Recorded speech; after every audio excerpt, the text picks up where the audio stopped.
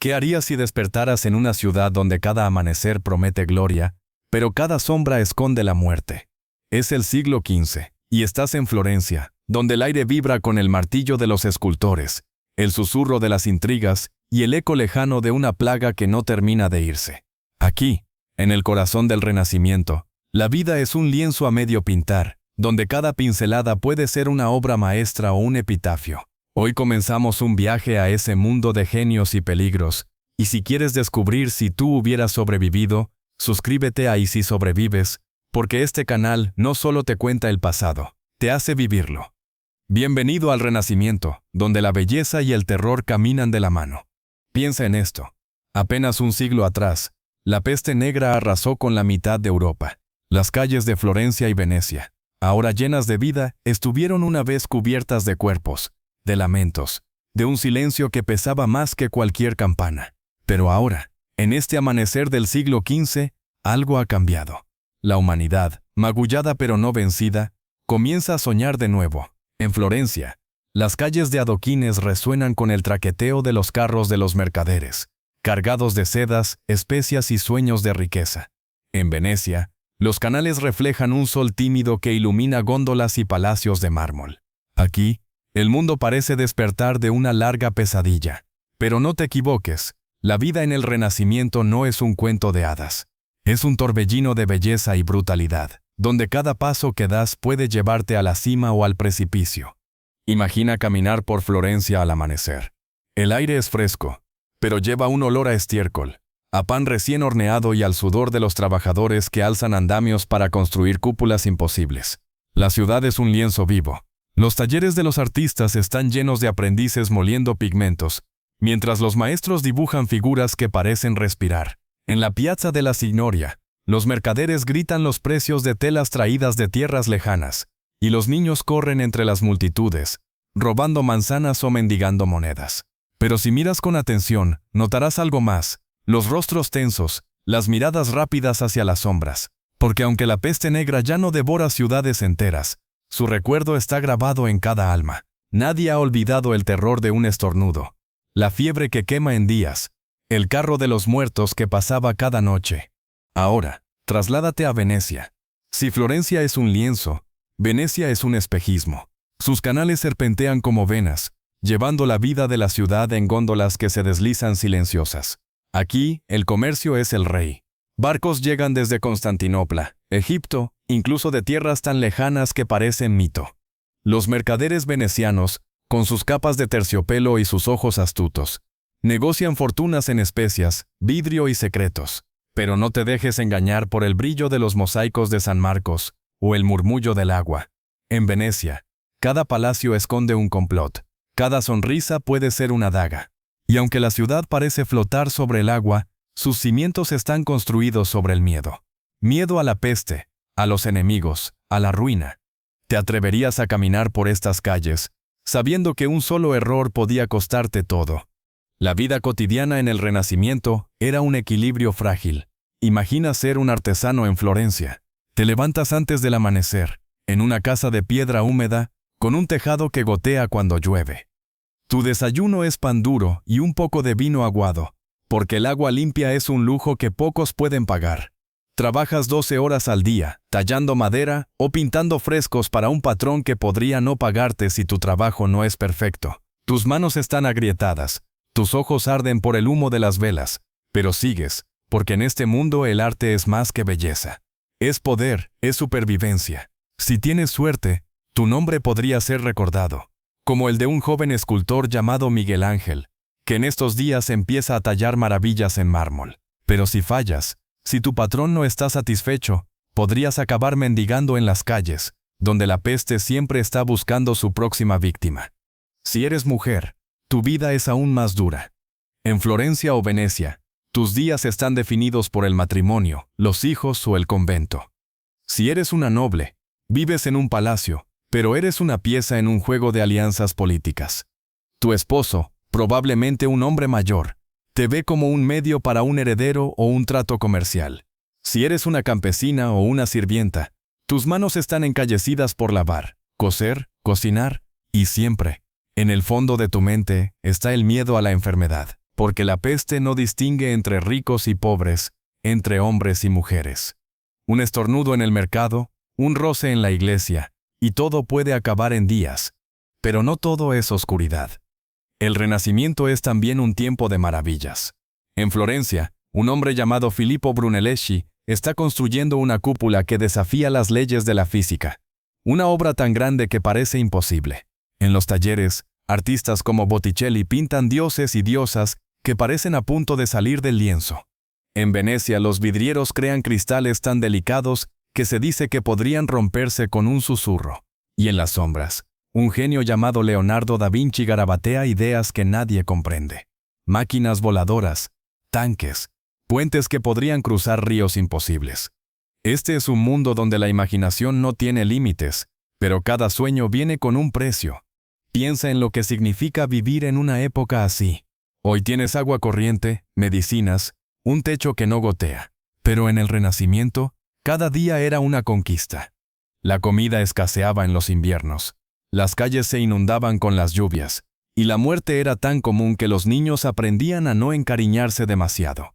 Y sin embargo, en medio de ese caos, la humanidad encontró una chispa. Decidió pintar, construir, soñar. Decidió que el miedo no tendría la última palabra. Ese es el Renacimiento. Un grito de desafío contra la oscuridad. Un lienzo donde la belleza y el horror se pintan con la misma brocha. Entonces, ¿qué harías tú? ¿Caminarías por las calles de Florencia, esquivando los carros de los muertos mientras sueñas con pintar una obra maestra? ¿Navegarías los canales de Venecia, negociando especias mientras temes el próximo brote de peste? Este viaje apenas comienza. Y si quieres seguir descubriendo si hubieras sobrevivido a este mundo de genios y plagas, suscríbete a Easy Sobrevives. Porque aquí no solo contamos historias, te hacemos parte de ellas. Prepárate, porque en el próximo capítulo la sombra de la muerte se acerca, y no todos sobrevivirán. ¿Puedes imaginar un mundo donde un estornudo sea una sentencia de muerte? Estás en Florencia, año 1492, caminando por un mercado abarrotado. El olor a especias y cuero se mezcla con algo más oscuro, un hedor dulzón que nadie nombra, pero todos reconocen. La peste negra, ese monstruo que devoró millones un siglo atrás, ya no arrasa como antes, pero sigue aquí, acechando en las sombras, lista para recordarte que nadie está a salvo. En este capítulo, te sumergirás en un renacimiento donde la muerte no es solo un rumor, es un vecino que nunca se va. Prepárate, porque lo que estás a punto de escuchar no es solo una historia de enfermedad, es la lucha desesperada de una humanidad que se niega a rendirse. Pongámonos en situación. Hace más de 100 años, en el siglo XIV, la peste negra barrió Europa como una guadaña invisible. Entre el 30 y el 60% de la población desapareció en pocos años. Pueblos enteros quedaron vacíos, las iglesias se convirtieron en morgues, y las campanas no dejaban de sonar por los muertos. Pero ahora, en el Renacimiento, la peste ha cambiado. No es la asesina fulminante de antes, sino una amenaza silenciosa, intermitente, que golpea en brotes inesperados. En Florencia, las autoridades han aprendido algo del pasado. Cuarentenas, hospitales improvisados, incluso médicos con máscaras de pico llenas de hierbas para filtrar el aire. Pero no te engañes. La ciencia es primitiva, la superstición reina, y la muerte sigue siendo la reina de las calles. Imagina que eres un mercader en Venecia. Tu día comienza en un palazzo junto al Gran Canal, pero no puedes ignorar el miedo que se respira. Hace unas semanas, un barco llegó desde el este, cargado de sedas y rumores de fiebre. Ahora, en el mercado de Rialto, la gente murmura. Un panadero cayó enfermo, su piel cubierta de bubones negros como carbones. Nadie quiere acercarse. Nadie quiere tocar sus panes. Nadie quiere ser el siguiente. Las autoridades actúan rápido. Cierran el barrio, queman las ropas del enfermo, y un carro de madera cruje por la noche, llevando cuerpos envueltos en sábanas. Pero el miedo no se puede quemar. Cada tos, cada escalofrío, hace que el corazón se detenga. ¿Y tú? ¿Seguirías yendo al mercado, sabiendo que la peste podría estar en el aire que respiras? La peste no era solo una enfermedad, era una forma de vida. En Florencia, las casas de los ricos tienen puertas selladas y sirvientes que revisan cada entrega de comida. Los pobres, en cambio, No tienen escapatoria. Viven hacinados en callejones donde el agua sucia corre como un río. Si la peste llega, no hay dónde esconderse. Los médicos, si se les puede llamar así, ofrecen remedios que suenan a magia, sangrías, pociones de vinagre, amuletos que prometen protección. Algunos creen que la peste es un castigo divino, otros que viene de los judíos o de los extranjeros. En Venecia, los barcos sospechosos son enviados a islas lejanas, como Lazareto, donde los enfermos esperan la muerte o un milagro. Pero incluso allí, el aislamiento no siempre funciona. La peste es astuta, se cuela en las grietas, en las ropas, en el aliento. Piensa en cómo vivía la gente con este miedo constante. Imagina ser una madre en Florencia. Tus hijos juegan en la calle, pero cada noche los revisas buscando esas marcas negras en la piel que significan el fin. La fiebre, los bubones, la muerte en 3 días, ese es el destino que has visto demasiadas veces. En las iglesias, los sacerdotes predican sobre el pecado, pero tú sabes que la peste no pregunta por tus oraciones. En Venecia, los gondoleros evitan ciertas rutas, porque los canales cerca de los barrios enfermos están demasiado quietos, como si el agua misma temiera moverse. Y sin embargo, la vida sigue. Los mercados no cierran, los talleres siguen funcionando, los artistas siguen pintando. Porque en el Renacimiento, rendirse no es una opción. La peste también cambió la forma en que la gente veía el mundo. En Florencia, los artistas comenzaron a pintar la muerte con rostros humanos, esqueletos danzando, vírgenes llorando, santos que parecían tan frágiles como cualquier mortal. En Venecia, los mosaicos de San Marcos brillan con oro, pero las procesiones por la ciudad son más sombrías, con máscaras y capas que esconden rostros aterrorizados. La peste no solo mataba cuerpos, mataba ilusiones. Antes, la gente creía en un orden divino, en un mundo donde todo tenía sentido. Pero después de ver ciudades enteras caer, muchos comenzaron a dudar. ¿Y si Dios no estaba mirando? ¿Y si la vida era solo un juego de azar? No todo era desesperación, claro. La peste trajo lecciones duras, pero también avances. En Venecia, las autoridades crearon los primeros sistemas de cuarentena del mundo. Barcos sospechosos esperaban 40 días antes de descargar, una práctica que dio origen a la palabra cuarentena. En Florencia, los hospitales se volvieron más organizados, aunque seguían siendo lugares donde la muerte era más común que la cura. Algunos médicos valientes o locos comenzaron a estudiar los cuerpos de los muertos, buscando pistas sobre la enfermedad.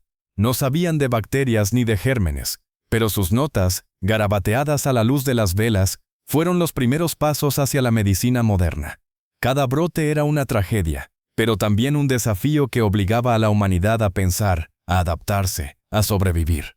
Imagina una historia real, la de un joven llamado Giovanni, un aprendiz de pintor en Florencia. En el año 1485, su maestro cayó enfermo. Giovanni, apenas un adolescente, tuvo que decidir, quedarse y cuidar al hombre que le enseñó todo, o huir a las colinas como muchos hacían. Se quedó. Cada día llevaba agua y pan a su maestro.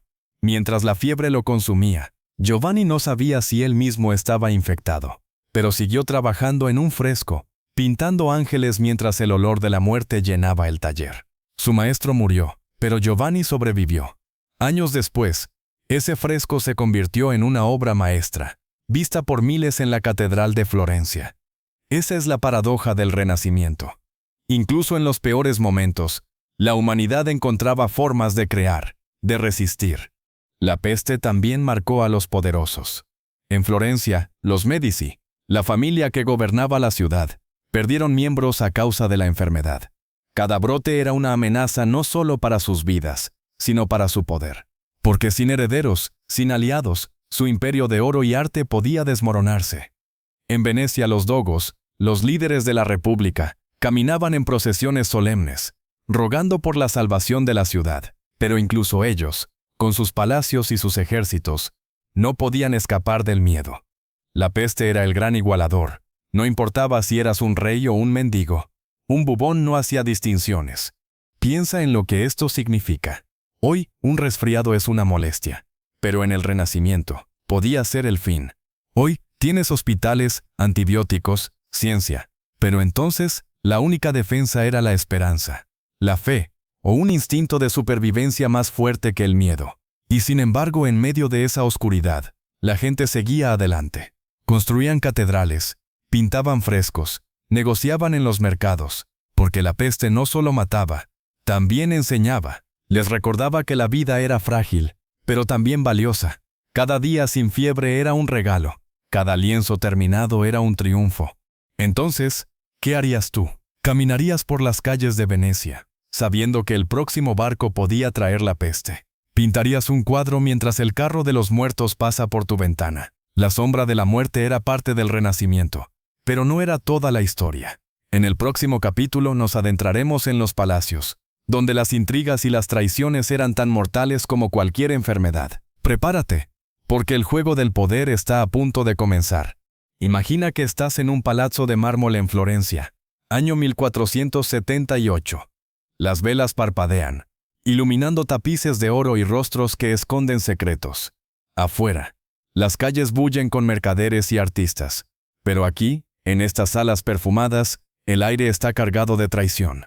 Una palabra mal dicha, una mirada indiscreta, y tu vida podría terminar con una daga en la espalda, o un veneno en tu copa. Bienvenido al mundo de las intrigas políticas del Renacimiento, donde el poder es un juego mortal y cada sonrisa es una máscara. En este capítulo te adentrarás en los oscuros corredores de Florencia y Venecia, donde los Medici y los Dogos tejen redes de ambición, lealtad y traición. ¿Tendrías el ingenio para sobrevivir en este nido de serpientes? Pongámonos en contexto. El Renacimiento no solo fue una explosión de arte y ciencia, también fue una guerra silenciosa por el control. En Florencia los Medici, una familia de banqueros convertidos en príncipes, gobiernan con mano de hierro y bolsas de oro. No son reyes, pero su riqueza compra ejércitos, artistas y lealtades. En Venecia, la república está dirigida por el dogo, un líder elegido entre la élite, pero rodeado de un consejo de nobles que vigilan cada uno de sus pasos. En ambas ciudades, el poder es frágil. Una alianza rota, un rumor malicioso, y todo puede desmoronarse. Aquí, la política no se juega en campos de batalla, sino en banquetes, iglesias y alcobas. Y tú, si quieres sobrevivir, debes aprender a moverte en este tablero donde cada peón lleva un cuchillo. Imagina ser un joven noble en Florencia, invitado a un banquete en el Palazzo Medici. La mesa está cubierta de manjares, pavos reales asados, vinos especiados, frutas traídas de tierras lejanas. Lorenzo de Medici, conocido como el Magnífico, preside con una sonrisa que no llega a sus ojos. Todos lo admiran, todos lo temen, pero mientras alzas tu copa, escuchas un susurro. Alguien planea derrocarlo. La conspiración de los Pazzi, una familia rival, está en marcha. Quieren apuñalar a Lorenzo y a su hermano Giuliano en la catedral, durante la misa. Si sabes demasiado, eres un peligro. Si no sabes nada, eres un peón. ¿A quién le jurarías lealtad? ¿Arriesgarías tu vida por un hombre que podría traicionarte mañana? La conspiración de los Pazzi no es solo una historia. Es un reflejo de cómo funcionaba Florencia. En el año 1478, los Pazzi, respaldados por el Papa y otros enemigos de los Medici, atacaron. Durante la misa en la catedral, las dagas brillaron. Giuliano cayó, apuñalado 14 veces. Pero Lorenzo escapó, herido pero vivo. La venganza fue brutal. Los conspiradores fueron colgados desde las ventanas del Palazzo Vecchio, sus cuerpos balanceándose como advertencia. Otros fueron exiliados, sus casas quemadas. En Florencia, la lealtad a los Medici no era opcional, era supervivencia. Pero incluso los vencedores vivían con miedo, porque el próximo complot siempre estaba a la vuelta de la esquina. Ahora, trasládate a Venecia. Aquí el juego es aún más complejo. La ciudad es una república, pero no te engañes. El poder está en manos de unas pocas familias nobles. El dogo, elegido de por vida, es más un símbolo que un rey. El verdadero control está en el Consejo de los 10, un grupo secreto que vigila a todos, incluso al dogo. Imagina ser un mercader veneciano, navegando los canales con tu góndola. Has hecho una fortuna con especias, pero un rival ha susurrado al consejo que eres un traidor. De repente unos hombres encapuchados te arrastran a un palacio oscuro. No hay juicio, no hay pruebas. Podrías desaparecer en una celda bajo el puente de los suspiros, donde los prisioneros gimen mientras el agua lame las paredes. En Venecia la traición no necesita pruebas, solo sospechas. El Consejo de los 10 era el corazón oscuro de Venecia. Creado para proteger la República, se convirtió en un arma de terror. Espías recorrían la ciudad, escuchando en tabernas, iglesias, incluso en los confesionarios. Las bocas de león, buzones de piedra en las paredes, recibían denuncias anónimas. Una nota maliciosa podía destruir a una familia. En el año 1485, un noble llamado Pietro Cherini fue acusado de conspirar contra el dogo. No había pruebas, pero el consejo no necesitaba pruebas. Pietro fue exiliado, su fortuna confiscada, su nombre borrado. En Venecia, la justicia era tan fluida como los canales, y tan peligrosa como la peste. Piensa en lo que significaba vivir así. Cada conversación era un riesgo. Si hablabas demasiado, podías ser traidor. Si callabas, podías parecer sospechoso. En Florencia, los Medici usaban el arte como arma política. Una pintura de Botticelli en un palazzo no era solo decoración, era una declaración de poder. En Venecia, los banquetes eran campos de batalla. Un noble podía envenenar a su rival con una copa de vino, mientras un arpista tocaba para cubrir los susurros. Y las mujeres, aunque apartadas de los consejos, no estaban fuera del juego. Una esposa noble podía pasar secretos a su amante. Una criada podía vender rumores por una moneda. Nadie estaba a salvo, porque en el Renacimiento, el poder no se heredaba, se conquistaba. Imagina una historia real, la de Caterina Cornaro, una noble veneciana que se convirtió en reina de Chipre. En el año 1472, Caterina fue enviada a casarse con el rey de Chipre, un peón en el juego de Venecia para controlar el Mediterráneo. Pero cuando su esposo murió, la República la obligó a ceder su corona. Caterina regresó a Venecia, donde vivió bajo vigilancia, una reina sin reino, un trofeo de la ambición veneciana. Su historia no es solo de traición, es de sacrificio, porque en el Renacimiento, incluso los vencedores pagaban un precio. La política también moldeó el arte y la ciencia. En Florencia, los Medici financiaban a artistas como Miguel Ángel para glorificar su nombre. Una estatua, un fresco, era propaganda tallada en mármol o pintada en yeso. En Venecia, los mapas y los astrolabios no solo servían para navegar, sino para espiar. Un cartógrafo podía ser un héroe o un traidor, dependiendo de a quién vendiera sus dibujos. Y en ambos lugares, los genios como Leonardo da Vinci caminaban una cuerda floja. Leonardo ofrecía sus servicios a los Medici, pero también a sus rivales. Sus cuadernos, llenos de máquinas de guerra, eran tan valiosos como peligrosos. Si caían en las manos equivocadas, podían costarle la cabeza. Piensa en cómo vivías en este mundo. Si eras un noble, dormías con una daga bajo la almohada. Si eras un mercader, contabas tus monedas con una mano y sostenías un cuchillo con la otra. Si eras una mujer, tu belleza era una moneda, pero también una trampa. Y siempre, en cada palazzo, en cada plaza, sentías los ojos de los espías. El Renacimiento era un tiempo de maravillas, pero también de paranoia. Cada alianza era temporal, cada amigo podía ser un enemigo. Y sin embargo, en medio de este caos, la humanidad seguía adelante. Construían catedrales, pintaban obras maestras, navegaban mares desconocidos, porque el poder, como la peste, no solo destruía, también obligaba a crear. Entonces, ¿qué harías tú? ¿Jurarías lealtad a los Medici, sabiendo que un error podía costarte la vida? ¿Navegarías los canales de Venecia, esquivando las bocas de león y los susurros de los espías? El Renacimiento era un tablero de ajedrez donde cada movimiento era una apuesta. En el próximo capítulo, conocerás a los genios que desafiaron las reglas, como Leonardo da Vinci, cuyas locuras cambiaron el mundo, pero a un costo que pocos imaginan. Prepárate, porque la chispa de la genialidad está a punto de encenderse. El crepitar de una vela ilumina un taller oscuro en Florencia, año 1499. Sobre una mesa, cuadernos desordenados están llenos de dibujos imposibles, alas que podrían llevar a un hombre al cielo, máquinas que escupen fuego, puentes que cruzan ríos sin un solo clavo.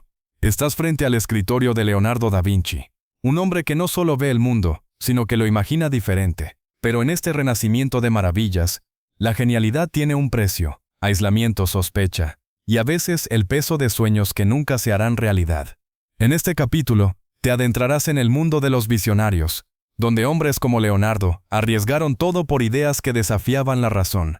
Prepárate, porque la línea entre la locura y la genialidad es más delgada de lo que imaginas. Piensa en el Renacimiento como un incendio. El arte, la ciencia, la ambición, todo ardía con una intensidad que no se había visto en siglos. Pero quienes alimentaban ese fuego, los genios, eran a menudo incomprendidos, temidos, incluso odiados. Leonardo da Vinci, el más famoso de todos, no era solo un pintor. Era un ingeniero, un anatomista, un soñador de máquinas que parecían sacadas de un cuento. Sus cuadernos, escritos en un código espejo que solo él entendía, estaban llenos de ideas que el mundo no estaba listo para aceptar. Máquinas voladoras, tanques con ruedas, cañones que podían disparar más rápido que cualquier ejército. Pero la mayoría de esos inventos nunca pasaron del papel. ¿Por qué? Porque en el Renacimiento, soñar demasiado alto podía costarte la vida. Imagina ser Leonardo, trabajando a la luz de las velas en un taller lleno de prototipos rotos. Tus manos están manchadas de tinta y aceite. Tus ojos arden por las noches sin dormir. Los Medici, tus patrones, quieren pinturas gloriosas para sus palacios, pero tú estás obsesionado con un dibujo de un ala que imita el vuelo de un pájaro. Afuera, la ciudad murmura. Algunos te llaman genio, otros te dicen hereje. Tus ideas sobre el cuerpo humano, basadas en disecciones secretas, podrían llevarte a la hoguera si la iglesia se entera. Y sin embargo, no puedes parar. Cada línea que trazas, cada engranaje que imaginas, es un desafío al mundo que te rodea. ¿Te atreverías a seguir, sabiendo que cada idea te acerca más al peligro? Leonardo no estaba solo. En Florencia, hombres como Filippo Brunelleschi, el arquitecto de la cúpula de la catedral, también empujaban los límites de lo posible. Construir una cúpula tan grande sin colapsar era un milagro de ingenio, pero Brunelleschi tuvo que luchar contra rivales, políticos y su propio temperamento. Se dice que era tan paranoico que escondía sus planos, temiendo que otros le robaran sus ideas. En Venecia, los cartógrafos dibujaban mapas que abrían rutas a mundos desconocidos, pero un error en una línea podía enviar un barco a la muerte.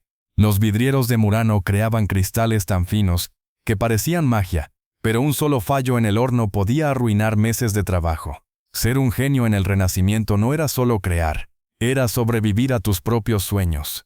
Piensa en los fracasos, porque los genios no siempre ganaban.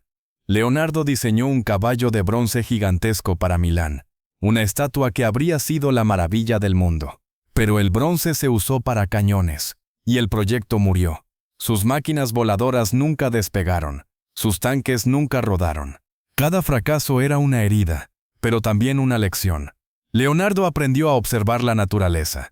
Estudió el vuelo de los pájaros, el flujo de los ríos, el latido de un corazón humano. Sus dibujos de anatomía, hechos a escondidas en sótanos húmedos, eran tan precisos que siglos después los médicos los estudiaron.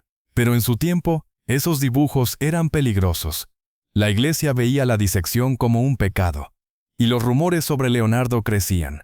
¿Era un mago? ¿Un loco? ¿Un hereje?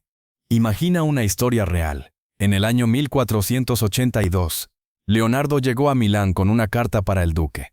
En ella no se presentaba como pintor, sino como ingeniero militar. Prometía construir puentes portátiles, cañones invencibles, incluso un carro blindado que parecía un dragón de madera. El duque lo contrató, pero no por sus máquinas, sino por sus frescos y sus banquetes. Leonardo, frustrado, pasaba noches dibujando en secreto, imaginando un mundo donde sus ideas no fueran solo sueños. Esa tensión, entre lo que era y lo que quería ser, definía su vida. Y no era el único. Muchos genios del Renacimiento vivían atrapados entre la gloria que buscaban y las cadenas de su tiempo. En Venecia, los genios también enfrentaban su propio drama. Los constructores de barcos en el Arsenal diseñaban galeras que dominaban el Mediterráneo. Pero un solo diseño defectuoso podía hundir a cientos de hombres. Los alquimistas, buscando el oro eterno, a menudo terminaban envenenados por sus propios experimentos. Y las mujeres, aunque raramente reconocidas, también dejaban su marca. Una tal Sofonisba Anguissola, una pintora en el norte de Italia, desafió las reglas al pintar retratos que rivalizaban con los de los hombres. Pero su talento era una espada de doble filo, admirada por algunos, ignorada por otros, siempre bajo la sombra de la sospecha. La genialidad tenía un costo humano. Imagina ser un aprendiz en el taller de Leonardo. Trabajas 12 horas al día, moliendo pigmentos, limpiando pinceles, mientras tu maestro garabatea ideas que no entiendes. A veces, te pide que consigas un cadáver para sus estudios, y tú, temblando, lo sigues en la noche, temiendo a los guardias y a los fantasmas. Si cometes un error, Leonardo no grita, pero su silencio es peor. Y sin embargo, aprendes. Ves cómo mezcla colores, cómo calcula ángulos, cómo ve el mundo como nadie más, pero también ves su soledad. Leonardo no tiene esposa, no tiene hijos, no tiene raíces. Su vida es su trabajo. Y su trabajo es un riesgo constante. Piensa en cómo el mundo veía a estos genios. En Florencia un inventor podía ser un héroe o un loco, dependiendo de quién pagara sus cuentas. En Venecia, un cartógrafo que dibujaba mapas para el Dogo podía ser ejecutado si esos mapas caían en manos enemigas. La genialidad era un arma, pero también una maldición. Los patrones, como los Medici o los Dogos, querían resultados, no sueños. Si fallabas, si tus alas no volaban, si tu cúpula se agrietaba, podías perderlo todo. Tu reputación, tu fortuna, tu vida. Y sin embargo, estos hombres y mujeres seguían adelante, porque en el Renacimiento, la creatividad era un acto de rebeldía. Entonces, imagina que eres tú el genio. Tienes una idea que podría cambiar el mundo. Un puente, un cuadro, una máquina. Pero cada paso que das es un riesgo. Tus patrones quieren resultados rápidos. Tus rivales quieren verte caer, y la iglesia vigila cada uno de tus movimientos. ¿Seguirías dibujando, aun sabiendo que tu obra podría no ver la luz? ¿Arriesgarías tu vida por un sueño que nadie entiende? Los genios del Renacimiento no solo crearon, lucharon contra el miedo, contra la duda, contra un mundo que no estaba listo para ellos. Y sus locuras, sus fracasos, sus victorias, dejaron un legado que aún hoy nos deslumbra. Prepárate, porque en el próximo capítulo nos sumergiremos en el arte que desafió al destino. Desde los talleres de Florencia hasta las iglesias de Venecia, descubrirás cómo los artistas convirtieron el miedo en belleza, y cómo sus obras cambiaron el mundo para siempre. Un pincel gotea pintura carmesí sobre un lienzo en un taller de Florencia, año 1500. La luz de una ventana polvorienta ilumina el rostro de un ángel a medio pintar, mientras el olor a aceite y trementina llena el aire. Afuera, la ciudad respira bajo la sombra de la peste, las intrigas y la guerra. Pero aquí, en este rincón, un artista vierte su alma para crear algo eterno. En el Renacimiento, el arte no era solo belleza, era un grito contra la muerte, un desafío al caos, una forma de hacer que la humanidad sobreviviera más allá de las tumbas.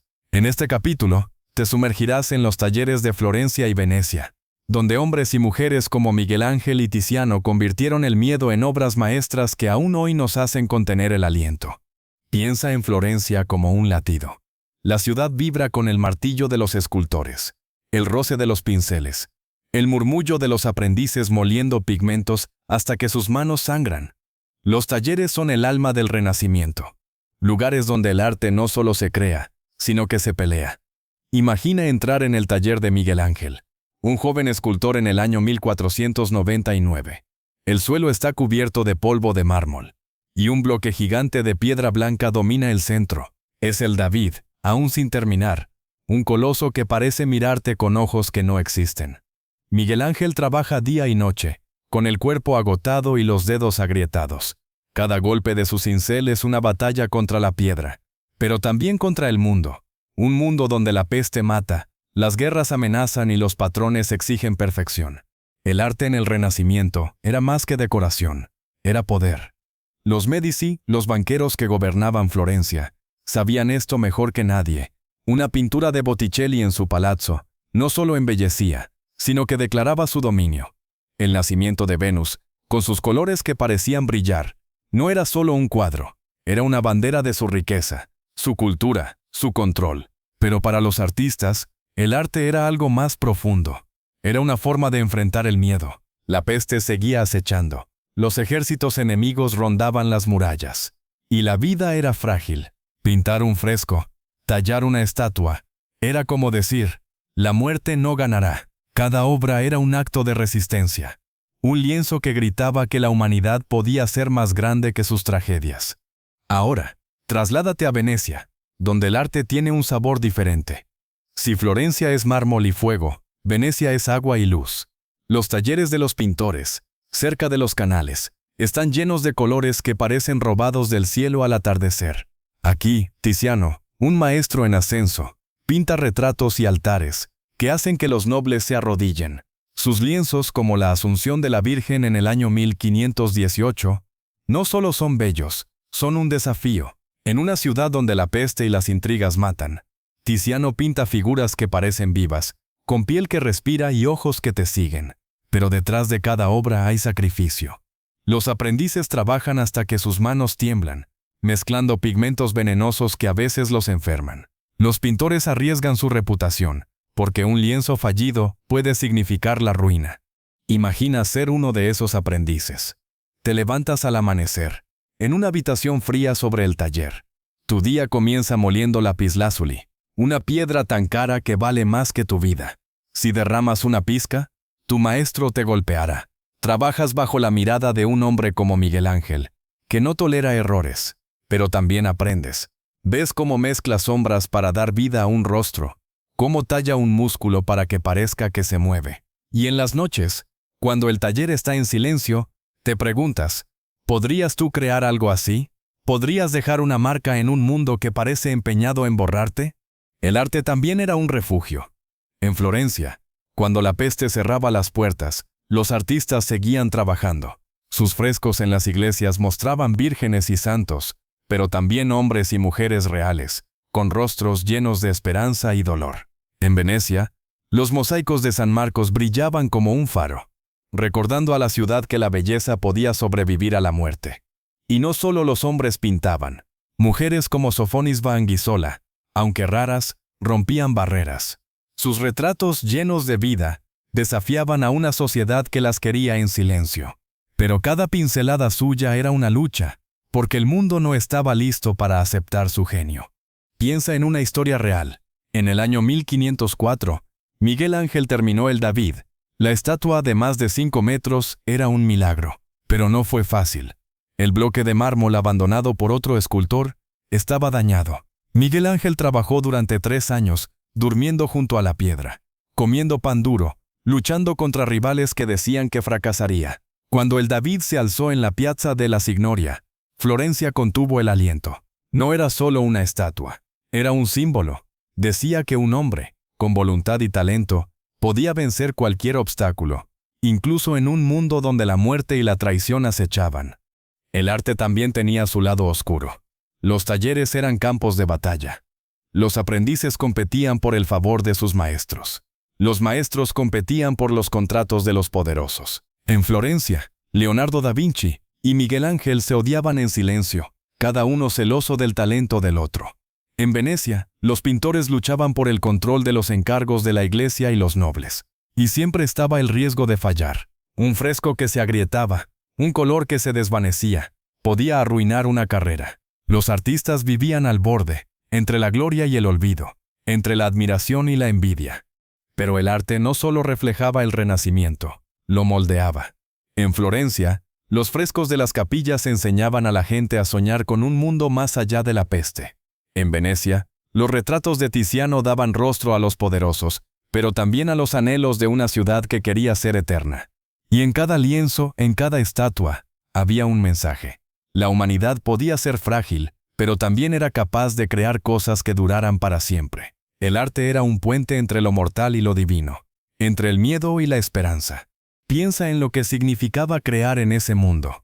Hoy, tienes herramientas, tecnología, tiempo, pero entonces, cada pincelada era un riesgo. Los pigmentos eran caros, los patrones exigentes, y la peste podía llevarse al artista antes de que terminara su obra. Y sin embargo, lo hacían. Pintaban, tallaban, construían, porque sabían que el arte era más grande que ellos.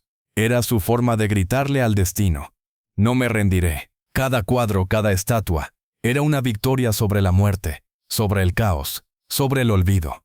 Entonces, imagina que estás en ese taller, con un pincel en la mano. El mundo afuera se desmorona, Pero tú sigues pintando. ¿Qué crearías? Un ángel que consuela, un guerrero que desafía, una virgen que llora. El arte del Renacimiento no solo era bello, era valiente, y en el próximo capítulo reflexionaremos sobre lo que este mundo de genios, plagas y traiciones nos dejó, y cómo sus lecciones aún resuenan en nuestras vidas. Prepárate, porque el legado del Renacimiento está a punto de revelarse. El sol se pone sobre Venecia, año 1510, y los canales reflejan un cielo teñido de oro y sangre. En Florencia, los últimos trazos de un fresco secan en una capilla, mientras un escultor limpia el polvo de mármol de sus manos. El Renacimiento, este torbellino de arte, intriga y plagas, está dejando su marca en la historia, pero también en ti, aunque no lo sepas. Cada cuadro, cada cúpula, cada máquina soñada por un genio, fue un ladrillo en el mundo que hoy habitas. En este capítulo final, reflexionaremos sobre el legado de esta era de contrastes. Un tiempo donde la humanidad miró a la muerte a los ojos y decidió crear, amar y soñar. Y si este viaje te ha hecho ver el pasado con otros ojos, suscríbete a Y Si Sobrevives, porque aquí no solo contamos historias, te hacemos parte de ellas. Piensa en lo que has vivido en este viaje. Has caminado por las calles de Florencia, donde el olor a pintura fresca se mezclaba con el miedo a la peste. Has navegado los canales de Venecia, esquivando las miradas de espías y las sombras de la traición. Has sentido el peso de un pincel en un taller, el frío de una daga en un palazzo, el vértigo de una idea imposible en la mente de un genio. El Renacimiento no fue solo una época, fue un momento en que la humanidad decidió que no se rendiría. Pero, ¿qué dejaron esos años de fuego y sombra? ¿Qué heredamos de un mundo que bailaba entre la gloria y el abismo? Primero, el Renacimiento nos dio una nueva forma de ver el mundo. Antes la vida era un camino hacia el cielo o el infierno, dictado por la iglesia y el miedo. Pero en Florencia, hombres como Brunelleschi miraron al cielo y no vieron solo a Dios, sino matemáticas, proporciones, posibilidades. Su cúpula, esa maravilla que aún corona la catedral, no solo era un edificio, era una declaración. Decía que el hombre podía medir el mundo, entenderlo, moldearlo. En Venecia, los cartógrafos trazaron mapas que no solo guiaban barcos, sino que abrían la mente a tierras lejanas, a ideas nuevas. Este fue el nacimiento de la ciencia moderna, un primer paso titubeante hacia el mundo que hoy conocemos, donde un telescopio, un microscopio o una nave espacial son ecos de esos sueños renacentistas. Pero el legado no es solo técnico. El Renacimiento nos enseñó a ser humanos. Piensa en los cuadros de Tiziano, en los mármoles de Miguel Ángel. No solo mostraban dioses o reyes, mostraban personas, rostros con miedo, esperanza, dolor. El David, con su mirada tensa y sus músculos listos para la lucha, no era solo una estatua, era un símbolo de la voluntad humana. En un mundo donde la peste podía matarte en 3 días, donde una daga podía encontrarte en un banquete, el arte decía, estamos aquí, y nuestra historia importa. Esa idea, que cada vida tiene valor, que cada sueño merece ser perseguido, es un regalo que el Renacimiento dejó en nuestras manos. Imagina lo que significó esto. En el año 1500, la mayoría no sabía leer, no tenía medicinas, no controlaba su destino. Pero los artistas, los genios, los soñadores, construyeron un puente hacia el futuro. Leonardo da Vinci, con sus cuadernos llenos de máquinas imposibles, no solo dibujó alas, dibujó la idea de que el hombre podía volar.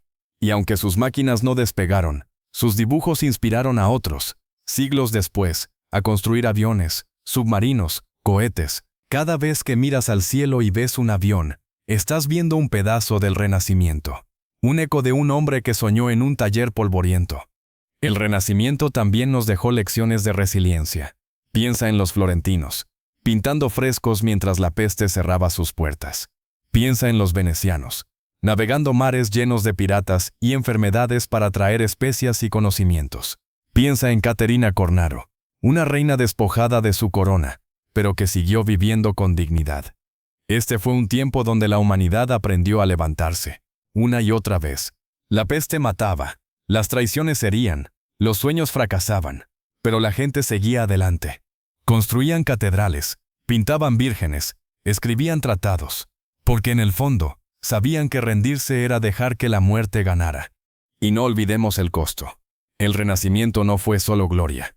Fue un tiempo de sangre, de miedo, de sacrificios, los aprendices que molían pigmentos hasta enfermar, los escultores que morían bajo el peso de una piedra, los genios como Leonardo que vivían solos, incomprendidos. Cada obra maestra llevaba una cicatriz, pero esas cicatrices son parte del legado. Nos recuerdan que nada grande se logra sin lucha, que la belleza, la ciencia, el progreso siempre tienen un precio, y que, aun en los peores momentos, la humanidad puede encontrar una chispa para seguir adelante. Piensa en una historia final. En el año 1509, un joven pintor llamado Rafael trabajaba en las estancias del Vaticano. Mientras Florencia y Venecia enfrentaban pestes y guerras, Rafael pintó la Escuela de Atenas, un fresco que reunía a los grandes pensadores del pasado. Platón, Aristóteles, Sócrates. No era solo un cuadro, era una idea. Decía que el conocimiento, la razón, podían unir a la humanidad, incluso en un mundo roto. Rafael murió joven, a los 37 años, pero su obra vivió. Hoy, cuando entras al Vaticano y ves ese fresco, sientes el peso de esa idea, que el pasado nos habla, que sus lecciones nos guían. Ahora, mira a tu alrededor. Tienes luz eléctrica, medicinas, libros al alcance de un clic, pero los desafíos del Renacimiento no están tan lejos. Todavía luchamos contra enfermedades, contra la ambición desmedida, contra el miedo al futuro. Y como en el Renacimiento, seguimos creando, soñando, resistiendo. Cada vez que un científico descubre una cura, un artista pinta un lienzo, o tú mismo luchas por un sueño, estás heredando ese espíritu. El Renacimiento no es solo una época en un libro de historia. Es un recordatorio de que la humanidad, incluso en sus peores momentos, puede construir algo eterno. Entonces, ¿qué harás con este legado? ¿Mirarás al mundo con los ojos de Leonardo, buscando respuestas en cada rincón? ¿Crearás como Miguel Ángel, tallando tu propio camino a pesar de las tormentas? ¿O navegarás como los venecianos, enfrentando mares desconocidos con valentía? El Renacimiento nos dejó más que cuadros y cúpulas. Nos dejó una pregunta. ¿Qué harás tú para que el mundo sea más grande, más bello, más humano? Este viaje por el pasado termina aquí, pero la historia sigue viva en ti. Y si quieres seguir explorando estos mundos, donde el pasado nos enseña a sobrevivir, suscríbete a Easy Sobrevives. Porque este canal no solo cuenta historias, te invita a ser parte de ellas. Nos vemos en el próximo viaje, donde el tiempo volverá a desafiarnos.